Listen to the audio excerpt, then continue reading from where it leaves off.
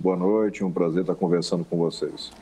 Senador, o senhor colocou o seu nome à disposição do Cidadania, seu partido, para disputar a presidência da República em 2022. O que é que o senhor teria a oferecer ao país nesse momento de polarização política?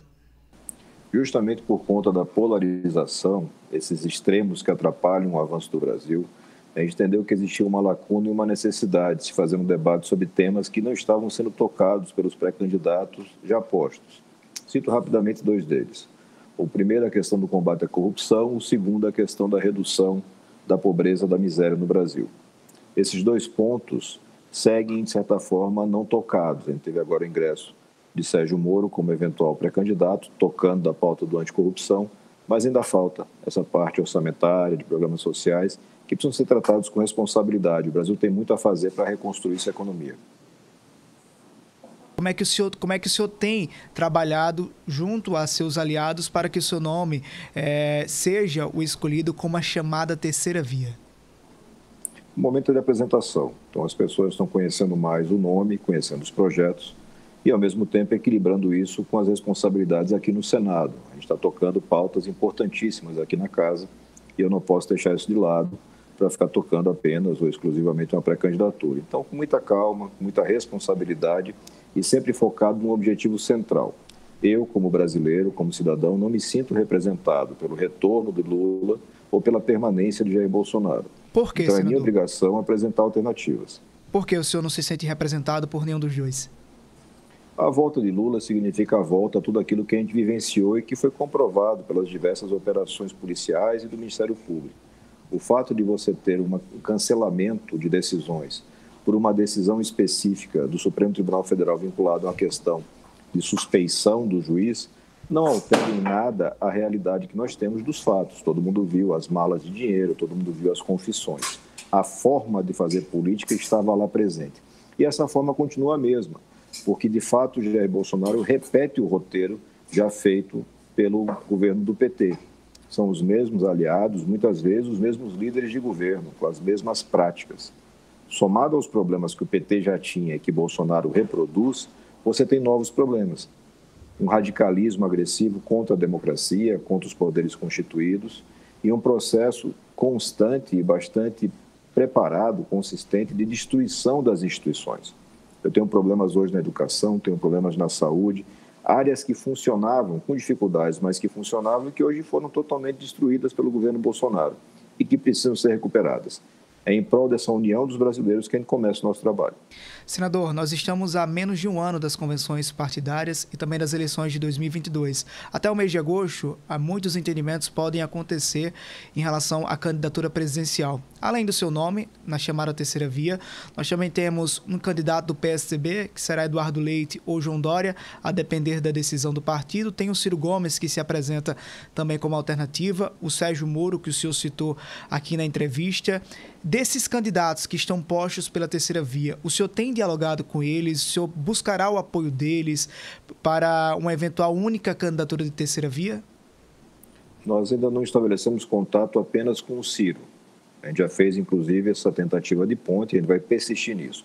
Eu acho que todo brasileiro que está em posição de representação política e tem responsabilidade tem que sentar numa mesa, como adultos que somos, e dialogar, encontrar pontos de consenso. O que é aquilo que o Brasil precisa nesse momento? E, em cima disso, encontrar os nomes que possam funcionar, do seu ponto de vista eleitoral. E não o contrário, cada um tentando colocar o seu projeto pessoal, personalista, acima dos interesses do Brasil. Acho que dá para amadurecer. Eu somaria a esses nomes que você citou, Rodrigo Pacheco, do PSD, presidente do Senado, que possivelmente será lançado, e a Simone Tebet, do MDB, que também é mencionada como possível candidata. Dois grandes nomes e que merecem consideração e espaço para debate. Mais adiante, você coloca agosto, talvez um pouco antes disso, a gente vai ter uma definição de nomes e um estreitamento dessas alternativas. Senador, deixando um pouco o fator eleições de lado, o senhor participou ativamente da CPI da pandemia, que já apresentou relatórios e apresentou também esses documentos ao Ministério Público Federal. Desde que foi apresentado, não houve um andamento ainda sobre o indiciamento do presidente Jair Bolsonaro e também de outras pessoas. O que é que o senhor espera por parte do Ministério Público Federal dessas acusações que foram apresentadas?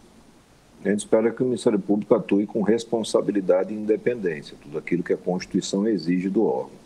A gente sabe que o histórico de Augusto Aras não recomenda. É um procurador-geral da República que tem interesses, que tem objetivos, ele tem desejo de chegar a uma cadeira no Supremo e, por conta disso, costuma ser alinhado demasiadamente com o presidente da República.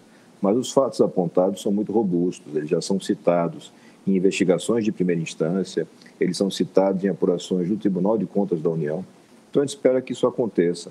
Mas, de toda sorte, a CPI já cumpriu um grande papel na medida em que forçou o governo a fazer negociações transparentes e efetivas no tocante à vacinação dos brasileiros. Hoje, a gente fica muito feliz de saber que já está garantida a vacinação de 2022, que nós estamos reduzindo prazos para vacinação entre doses e sempre com fornecedores confiáveis. Tudo aquilo que o Brasil precisa, contando com a força do SUS, para garantir que a gente tenha uma rota de saída para essa pandemia que machucou tantos brasileiros. Falando no Senado Federal, senador, há um entrave muito grande por parte da base aliada ao presidente Jair Bolsonaro sobre a sabatina com o André Mendonça, que foi indicado para a vaga do Supremo Tribunal Federal. O senhor acha que o senador Davi Alcolumbre está errando em não pautar essa sabatina? Na minha visão, o que Davi Alcolumbre comete hoje é abuso de autoridade. É mais do que um erro, é crime. Ele não tem o direito de manter o Supremo com um integrante a menos, ele não tem o direito de cercear a indicação do presidente da República. Veja, o Senado tem um direito estabelecido na Constituição, uma atribuição, de sabatinar esse indicado pelo presidente para verificar se ele tem notório saber jurídico e tem reputação ilibada. Se ele tiver esses dois requisitos, ele deve ser apreciado e aprovado. Se ele não tiver, deve ser reprovado. O que o Senado não pode fazer é tentar entrar no direito de indicação, tentar barganhar a indicação de membro do Supremo. Isso e vale para o Supremo e vale para os vários outros órgãos, porque nós temos 2 dezenas de autoridades represadas pelo senador Davi Alcolumbre. CNJ deixando de fazer reunião porque não tem membro suficiente, o Supremo paralisando julgamentos porque está dando empate em 5-5. Esses prejuízos todos estão na conta do senador Davi Alcolumbre, que não tem nenhuma justificativa transparente e republicana para o que está fazendo. É lamentável. A gente espera que seja resolvido, se não pelo plenário, pela Justiça. O senhor já tem uma posição se é favorável ao nome de André Mendonça ou contrário? A discussão agora é pela indicação e pela possibilidade da sabatina. O ex-ministro André Mendonça tem uma carreira sólida, tem conhecimento jurídico, e eu acredito que ele atende aos requisitos para preenchimento do cargo. Acho que o notório saber jurídico é inquestionável, a reputação ilibada da mesma forma, um eventual posicionamento mais conservador ou menos conservador está fora daquilo que o Senado deve apreciar. Não há espaço para juízo político na avaliação de autoridades, apenas um juízo formal de requisitos que a Constituição define muito bem. Senador, o Senado Federal deve colocar em pauta já nos próximos dias a PEC dos precatórios que foi aprovada na Câmara dos Deputados. Qual a sua avaliação do texto que foi relatado, inclusive, pelo paraibano Hugo Mota? O texto é muito ruim.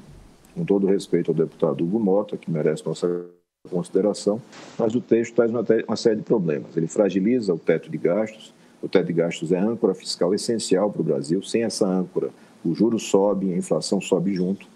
E ele abre um espaço orçamentário de uma forma equivocada, permitindo que se possa ter o acréscimo daquilo que se chama emenda de relator, para dar um exemplo. A gente tem que mudar esse cenário, a gente está avançando em discussão de texto aqui no Senado. Tivemos hoje uma reunião com o líder do governo, que é relator da matéria aqui no Senado da República. Eu tenho certeza que ele vai corrigir alguns pontos e devolver esse texto para que a Câmara faça sua apreciação. Senador, o senhor é do Cidadania, partido do governador da Paraíba, João Azevedo. Como é que tem sido o seu entendimento com o governador da Paraíba, inclusive sobre as eleições do próximo ano? Parte sempre do princípio do respeito à realidade local. Não faz sentido aqui de Brasília tentar fazer algum tipo de interferência, nem na gestão, muito menos nas composições políticas que o governador naturalmente fará. A gente sabe os compromissos que o governador já tem assumido ao longo dos anos, e isso vai ser composto sem nenhum tipo de dificuldade. A gente não vai fazer nenhum tipo de cavalo de batalha em cima disso, e eu conto com a parceria do governador nos limites do que a sua composição local permite fazer. Senador, para a gente encerrar nossa conversa, a possível federação partidária deve colocar o Cidadania junto ao PSDB e outros partidos. Há uma articulação nos bastidores para que isso aconteça. O senhor é favorável a essa tese? Eu acho interessante a formação de federação, mas ela está muito longe de ser um consenso. Eu hoje diria que ela não vai acontecer. Vamos ver se o andar do tempo, nas próximas semanas, aponta nesse sentido. Mas hoje, imagino que o Cidadania vai sem federação para as eleições. Senador Alessandro Vieira, do Cidadania do Sergipe, muito obrigado pela sua participação em conversa com o Hora H, Nordeste da Paraíba. Boa noite para o senhor. Boa noite e uma saúde aí para o povo paraibano.